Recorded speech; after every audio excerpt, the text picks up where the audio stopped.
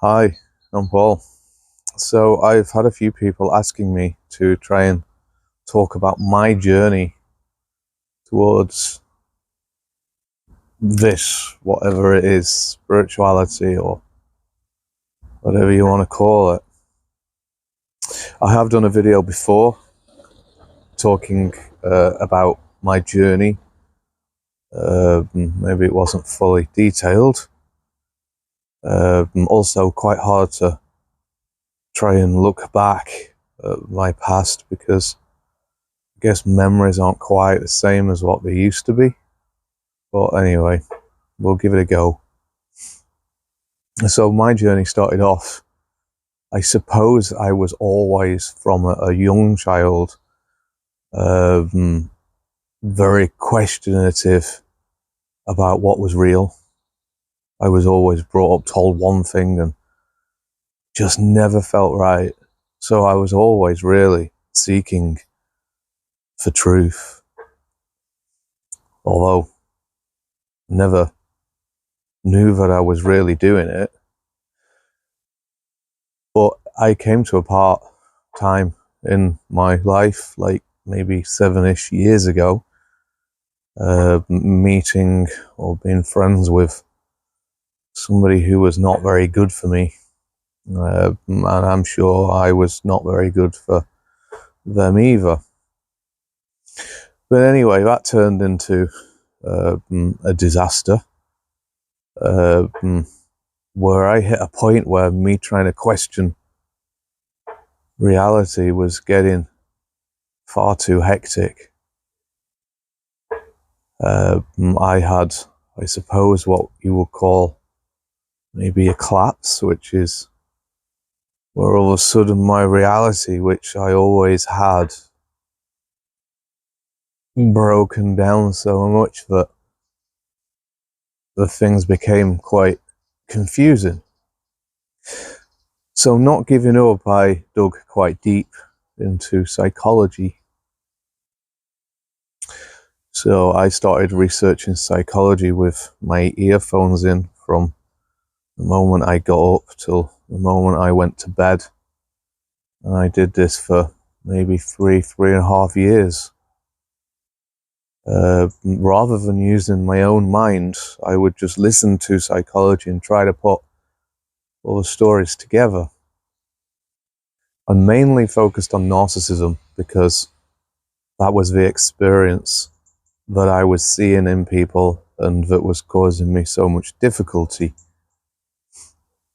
So I spent a long time searching, understanding narcissism, and then I hit a point where I decided that I would get a therapist. However, I didn't really know what a therapist was before this point. So I found a therapist who specialized in narcissism, and I do believe a very good therapist too. So I went to therapy, still studying psychology and narcissism. And I think it took me about 6 months through therapy before I was really able to relax and start looking more inwards. But I suppose even before that, when I was studying psychology, it was very, very painful. Very, very painful. And I would do that for like 16 hours a day. I would constantly be questioning myself, understanding myself, which was quite painful because everything I believed in the first place wasn't real. Now I was learning what was sort of real. So anyway, I started going through therapy, and possibly maybe halfway through therapy, I started to understand things a little bit deeper. The first thing that led me on to what we now call consciousness or spirituality or just the inside was I heard a question on, I think it was the internet, which was, if a tree falls down in a forest and there's nobody there to hear it, does it make a sound? But then somebody else the next day or so asked me that same question. So at night time I laid in bed and spent most of the night trying to understand it. And I think one of the big parts in it that made me click was it sounded like a trick question. If nobody's there, does it make a sound? And it seemed to me that it was pushing you towards believing in sound. So I dug a little bit deeper and then discovered that it doesn't make a sound, that the only sound that can exist is inside of my head. Therefore, the tree had to cause something, and I said that with vibration. So the first understanding that I had was that sound itself was just a creation inside of my head. So then I went on trying to search a little bit more and went on to looking at things that I see, like colours, and then learned that that was only still a creation inside of my head. And then I went on to look at time, found out that was a creation in my head too. So by this point, I was starting to understand that there may well be not anything out there other than vibration, but everything was inside of my head. Still at this point, didn't understand really what consciousness was. But anyway, through therapy, I kept on coming up with these theories what I had. Like at one point, I think my therapist asked me about the double slit theory in physics, which was that a particle going through a slit in a piece of paper, when not observed, would stay as a particle on the paper behind. But then when observed, it would turn into a wave. And then I come up with, well, that's quite simple, because if I look at a plant, say if I had a plant in my hand, if you look at that plant and you don't try to describe it, don't try to break it down, don't do anything, then the one plant exists as reality, or it's close to reality. But the very moment you try to describe the plant, then this plant disappears and you start focusing on the image of a plant that you create in your head. And that sounds quite simple, but if you have 100 people staring at the plant, then you all try to describe it, now you've got 100 plants. So to me, it seemed that when you observe things, the real thing disappears. And you start observing what's in your head. So I kept on kind of working out all these.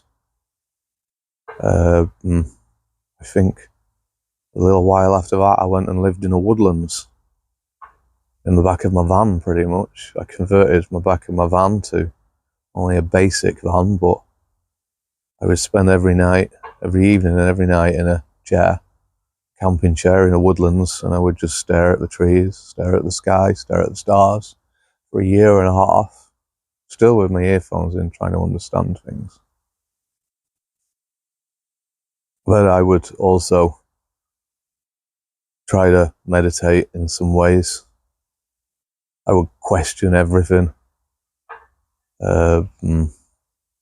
I guess I missed out a point before, so I'm going to go back a little bit to when I was talking about studying psychology.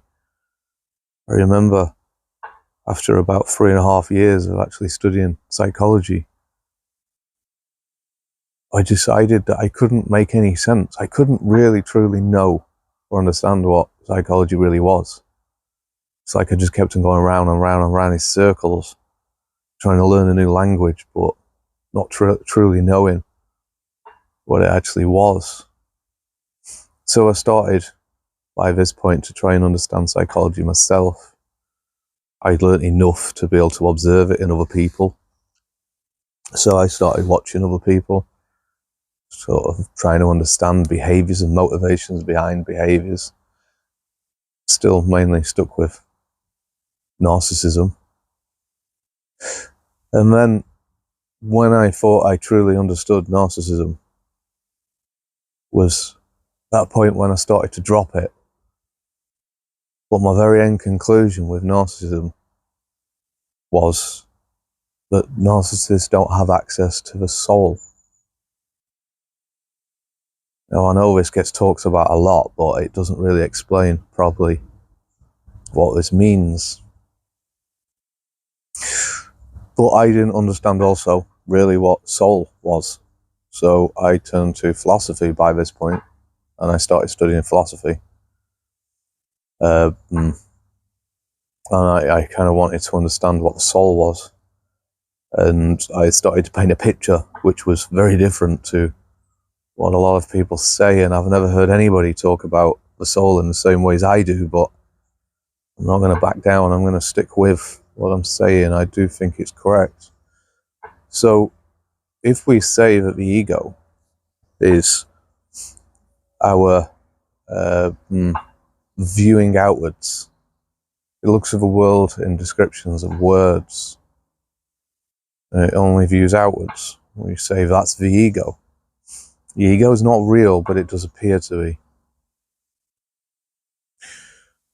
But I believe the soul looks inwards.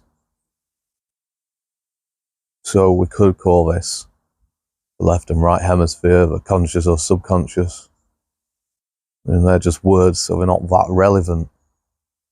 But I believe that the soul looks inwards and sees the world on the inside. And I would also say the soul isn't real, but it does appear to be, and therefore still part of the ego. And the reason why I say it's still part of the ego, because many people say, I have a soul. But there is no separate I. That's just an appearance. So I believe that the soul itself is just the ability to be able to look inwards to find yourself, your true self. So then, after this, spending all my time living in a woodlands, I would start playing with things and trying to understand things deeper and trying to see how my brain or mind works. I remember one of the things I tried was what I call now the innocence of a child. And I tried to understand why when people or when children observe things like a mountain or a really foggy day or snow, then they get really excited. Why is it I've lost that excitement? What is it? I spent probably about 1.5 years trying to work this one out. But I would play with things continuously, like there was a few hills about 1 mile away from me in the distance, and I would stare at the hills. And I would try and imagine that there's dinosaurs still walking on the hills. And I would try and create that imagination so strong that I could possibly feel excitement over it. But I continued with this, trying to understand the innocence of a child for about 1.5 years.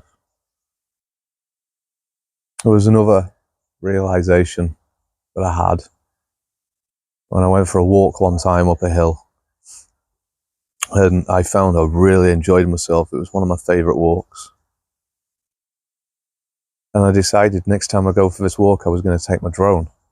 And I was going to fly my drone off the cliff edge at the end of the walk and try and record so that I could see the image. So next time I went there with my drone. But I realised that because I had a destination, I actually made a point of going just to reach this point. I noticed I couldn't pay attention to the journey itself. So walking up the hill, I just couldn't focus. And I realised afterwards that all I had was a video. I'd not enjoyed the walk. So this taught me more about starting to stay in the present rather than having some mental destination. And this helped with the innocence of a child. So I started to realize that the innocence of a child was just to stay present,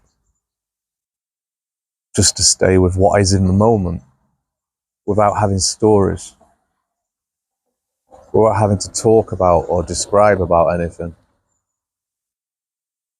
So I later discovered that as adults, when we look at things, we use the past. So when you look at something, rather than seeing it as it is in the moment, we go into memories, and our memories of the past. And we try to apply all our past memories onto the object that we see, therefore not being in the present. So I continued on doing all of my questioning of everything. One important thing, actually, that I've got to mention through this is anything that I ever learnt throughout my whole journey of anybody, I did not take for fact.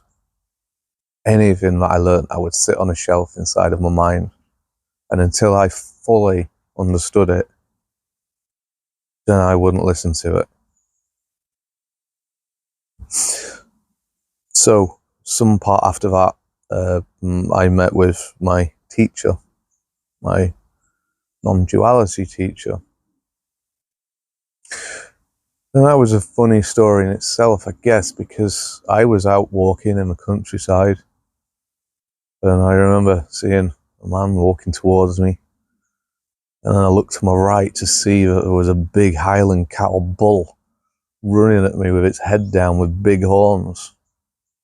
So I looked at it and thought, oh, that's not good. So anyway, it stopped like meters away from me. So I managed to edge myself over to this man. We both ended up on top of the wall, trying to get away from the bull. He was trying to push me off the wall so the bull attacked me so he could escape. That's a joke. He didn't. But anyway, we did escape. And then afterwards I started talking to him. I mentioned a few other things which I was trying to learn, and he said, so have you heard of non-duality? And I said, no, never heard of it. And then from then on, he started to teach me more about non-duality. It was down to him that made me start looking more within, rather than trying to find words to describe everything.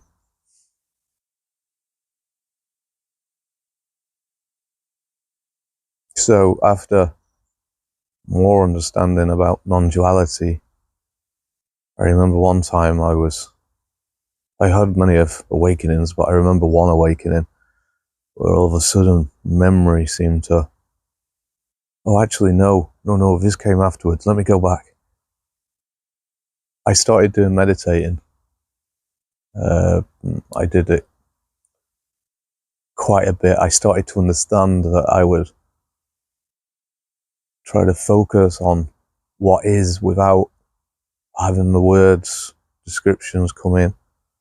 So I would sit there and just stare. I think at this point I'm still living in the woodlands. So I would just stare at trees. And I remember having a brief glance of what it was like to see this moment, to see reality without any words. But then it disappeared. So a while afterwards I was trying to get it back, so I was sat in the woodlands staring at the trees, and I was trying to find that moment. And then I noticed I started getting frustrated. The more that I would try to push it, the worse it got. And then in the end I just said to myself, oh, forget it, I give up. And in the moment I give up, there it was. But I still wasn't there yet. So I carried on with meditating. At some point I had left living in the woodlands, came back home, which I'm in a woodland still here.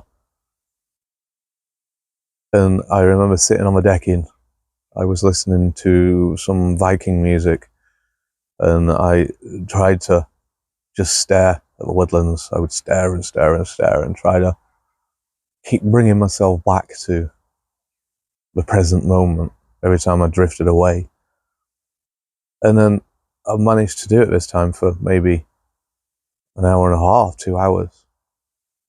And then when I stood up, I said, whoa, that was brilliant. Didn't understand really, probably, what it actually meant. But anyway, I was quite amazed by how rich everything was, even the most simplest little thing. And then I went to bed, and I remember just lying in bed, and I suppose this was the more embarrassing bit, I guess, because I was laid in bed waving my hands like this, and it was just so fulfilling. Don't really know how really to describe it, but anyway, that was what I did. And the next morning, I was on my way to work. I'm driving along, and all of a sudden, I hear this voice in my head. And it was the same sort of voice which always brought me worry. Then it started to speak and said, hopefully nothing will go wrong, or whatever it said, I don't know. But as it spoke, I went, what? What are you? What? Why? I can't believe you've been destroying me all my life. And basically, I just seen the voice right there as it was. It all of a sudden became so entirely separate that I seen it. And then from then on, it pretty much disappeared. And I remember going through a long stage where I was just so calm that I would be speaking to somebody, and then the moment I finished speaking, I would just go silent. Just like, I finished speaking, there's no more to say. And that lasted for quite a while. I guess I was just kind of getting used to it. I mean, it started to fade away now.